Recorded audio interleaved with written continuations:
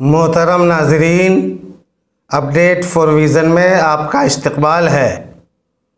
आज रसूल पाक सल्लल्लाहु ताला अलैहि वसल्लम का नाफ कटा हुआ पैदा होने का बयान लेकर हम हाजिर हैं। तो आइए बयान शुरू करते हैं।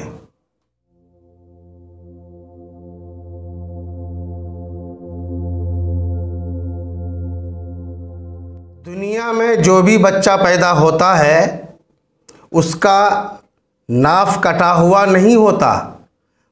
पैदा होने के बाद उसका नाफ काटा जाता है, मगर हमारे आका हुजूर ताजदार मदीना सल्लल्लाहु ताला अलैहि वसल्लम पैदा हुए तो आपका नाफ कटा हुआ था, यानी नाफ कटा हुआ पैदा हुए।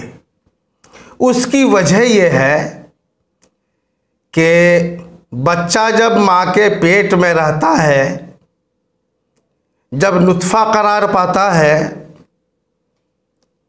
तो 3 महीने तक गोश्त का लोथड़ा रहता है।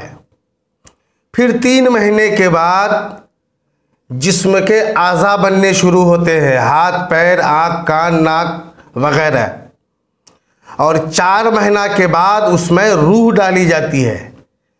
तो बच्चे का पेट में परवरिश पाने के लिए, जिस्म को बढ़ने के लिए, उसकी नशोनुमा के लिए बच्चे को ग़िज़ा चाहिए, जिसका इंतज़ाम कुदरत की तरफ से ये किया गया कि औरत को हर महीने जो हैज़ का खून आता है, हमल के दिनों में वो खून बंद हो जाता है और नाफ की नाली के ज़रिए वही खून बच्चे के लिए ग़िज़ा बनता है।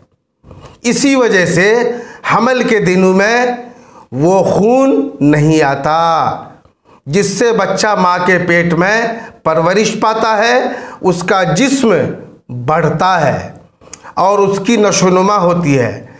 मगर हमारे आका हुजूर ताजदार मदीना सल्लल्लाहु ताला अलैहि वसल्लम नूर हैं, तो रब्बे कदीर ने नाफ के ज़रिए उस नापाक खून को ग़िज़ा बनाए बग़ैर सरकार की परवरिश अपनी कुदरते कामिला से फरमाई। इसी वजह से हमारे आका सल्लल्लाहु ताला अलैहि वसल्लम नाफ बुरीदा पैदा हुए, यानी जब आपकी पैदाइश हुई तो आपका नाफ कटा हुआ था। अल्लाह तबारक व ताला अपने हबीब की सच्ची मोहब्बत तमाम मोमिनीन के दिलों में मौजज़न फरमाए। आमीन।